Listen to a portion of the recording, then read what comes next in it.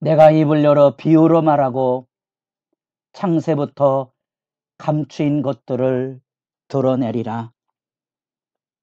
새벽의 셀 같은 거룩한 기도자 여러분, 생명의 말씀을 밝혀 믿음의 다름질이 복되기를 소망합니다. 오늘 우리가 읽어갈 말씀은 마태복음 13장 31절에서 43절까지의 말씀으로서 우리가 어제 살펴본 그대로 가라지 비유와 씨에 대한 해설 말씀이 주어졌다 그랬습니다. 그리고 이제 여기 지금 우리가 읽어갈 단락의 말씀, 겨자씨와 누룩과 가라지 비유에 대한 해설 말씀을 읽어보게 됩니다. 그래서 이 씨 뿌리는 자의 비유로부터 이렇게 한 단락, 가라지 비유부터 이렇게 한 단락을 이렇게 읽는 것이 성경을 읽어가는데 도움이 됩니다. 이런 단락을 잘 짚어가는 것이 말씀을 이해하고 말씀 묵상하는데 도움이 될 것입니다. 우리는 이 말씀 안에서 씨 뿌리는 자의 비유와 가라지의 비유, 알곡과 가라지의 비유에 대한 해석이 주어져 있는데 바로 그것이 우리가 살아가는 현실 속에 천국 복음이 예수님께서 선포하셨던 것처럼 우리와 교회가 복음 전파가 이루어질 때 일어나는 현실에 대한 이야기로서 건강하게 이해하고 파악하는 것이 좋습니다. 도덕적으로 좋은 닻이 된다거나 까라가지 같은 사람이 되지 말고 알곡처럼 열매 맺는 사람이 된다는 말은 말씀에 좀 피상적인 강조점을 가지게 된 해석이고 묵상입니다. 우리가 이렇게 좀 건강하게 구분을 좀 해가시면서 자주 얘기하지만 하나님 구원의 역사를 향한 구속사적인 이해를 먼저 선두에 두시고 이런 흐름에 밭의 비유가 아닌 씨 뿌리는 자의 비유로 먼저 말씀을 이해하는 지혜가 필요합니다. 새벽이라 이 말씀을 부연하지 않겠지만 간단한 문제는 아닙니다. 성경을 이해할 때 충분히 이후로도 반복하시며 말씀 이해를 나누시고 지혜를 나눌 수 있기를 바랍니다.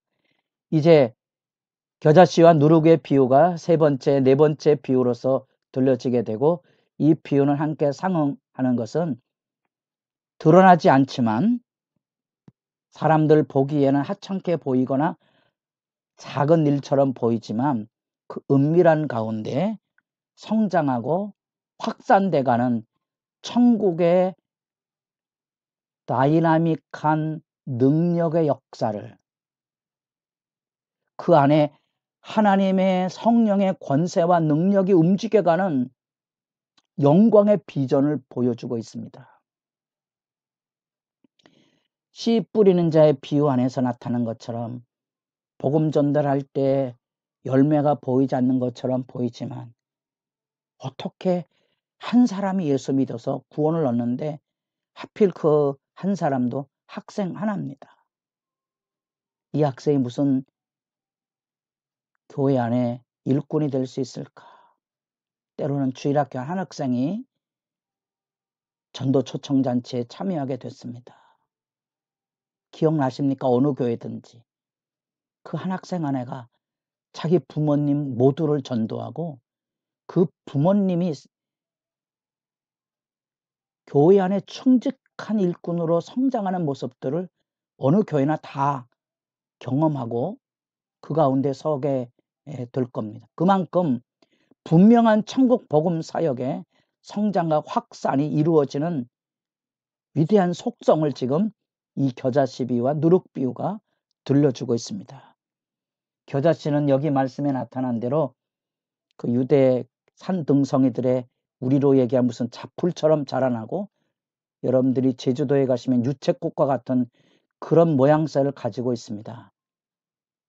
그것은 나무는 아니죠. 나무가 아닙니다. 이렇게 줄기가 있는 나무가 아닙니다.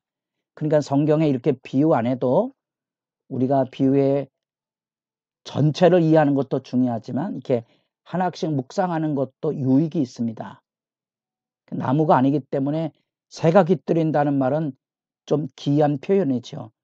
이런 표현 안에서 새가 깃들인다는 이런 말들은 여러분들이 다니엘서 같은 데 보면 거대한 제국을 이루는 그 제국에 대한 이야기를 하고 있는 겁니다.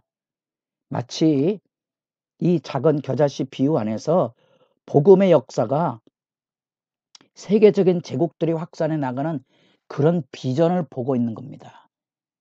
겨자씨는 그저 풀에 지나지 않습니다.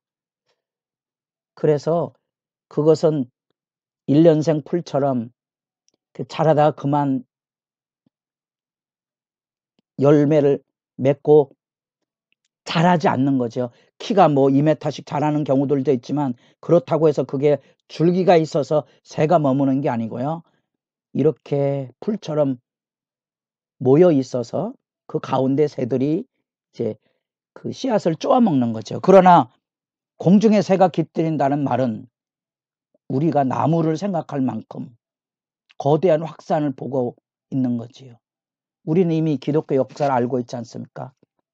이 갈릴리의 하찮은 예루살렘에 보면 이 이방의 땅, 그것도 어부 출신들, 이름 없는 랍비 교육도 받지 못한 그런 이들을 통하여 로마 제국을 무너뜨려 가는 복음의 위대한 불붙는 역사를 이 비유 안에 담겨져 있습니다. 그것은 이제 여기 누룩 비유도 마찬가지입니다. 누룩을 보이지 않는 작은 것 같지만 가루 서말에 넣었다. 가루 서말이라는 것도 과장법이거든요. 이건 한 개인이 가정에서 하는 빵 반죽이 아닙니다. 최소한 이 정도면 100명분이 넘는 분량이라 그러거든요. 그러니까 누룩 비유가 가지고 있는 그 확산에 대한 이야기들을 우리가 지켜보게 되는 거죠. 우리는 이런 과장과 같은 이야기를 통하여 경각, 말씀의 초점을 이해하는 겁니다. 그저 우리가 쉬운 편으로 뻥치는 게 아니고요. 사람들로 하여금 귀가 뻥 뚫리도록 이게 뭐지 하고 관심을 끌게 하는 그런 의미의 교훈이 담겨져 있습니다.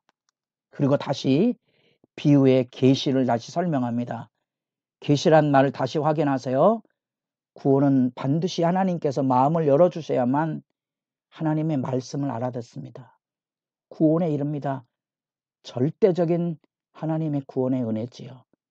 우리가 구원받았습니다. 아멘 하십니까? 그러면 안 믿는 저 사람은 안 믿으니까 저주받아 지옥에나 가는 겁니까? 나는 구원받을 운명이고 저 사람은 저주받을 운명입니까? 여러분 섣부르게 이런 판단하시지 않도록 유의하십시오. 만약에 우리가 은혜의 계시가 열려졌다면 믿지 않는 저 사람들에 대한 눈물의 답답함을 가지고 계셔야 하고요.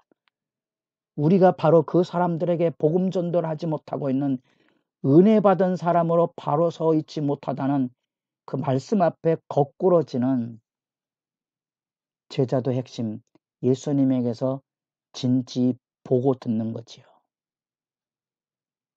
그래서 여기 35절에 시편을 인용해서 내가 입을 열어 비유로 말하고 창세부터 감추인 것을 드러내리라.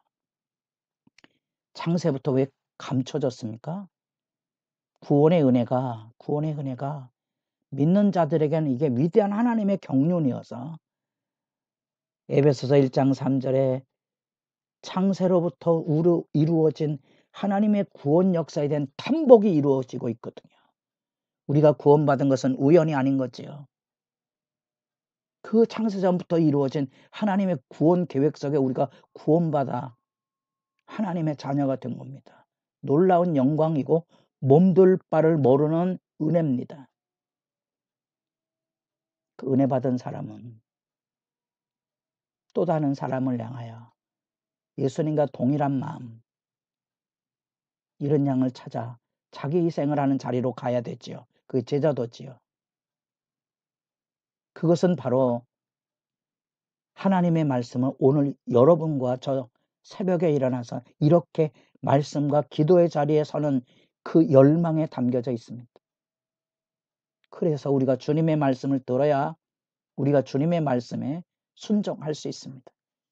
그것이 비밀이라고 표현된 신비로움이고요. 그 신비로움의 역사는 지금도 교회 일은 우리가 잘 아는 것처럼 이름 없는 사람들의 가히 없는 희생과 헌신이 열려집니다. 그래서 늘 겸손하셔야 됩니다. 저보다 더 많이 기도하는 분들 많습니다. 저보다 더 많이 헌금하는 분들 많습니다. 목사보다 더 많이. 놀라운 은혜의 신비로움입니다. 누가 시켜서 하는 게 아니고요. 기도하라고 권유를 하지만 그 권유를 듣는 사람들은 기도 열심히 하는 사람들이 가슴을 치고 더 많이 기도해야 되겠다고 생각합니다. 목사의 마음이 아픕니다. 이게 있는 자가 더하여지는 거고요. 관심이 없는 사람들은 기도해야 된다고 말해도 전혀 감각이 없습니다. 눈물 나십니까? 그게 천국의 신비로움입니다. 그리고 이제 알곡과 가라지의 이 비유 해석이 들려집니다. 말씀을 잘 들어 아는 것처럼 이 가라지를 뽑아내야 열매가 많이 맺지만 두고 보는 거예요. 그 영적인 내 가장 중요한 것은 끝까지 믿음 안에 인내하는 인내의 비전입니다. 우리 주님이 이 땅에 오셔서 알곡과 가라지를 가르실 겁니다. 심판날이 올 것입니다. 믿음을 지키는 자들에게는 그날이 영광이 될 겁니다. 여러분의 믿음 파수가 이 새벽마다 절박한 기도 속에 은혜의 풍성함으로 열려질 수 있기를 바랍니다.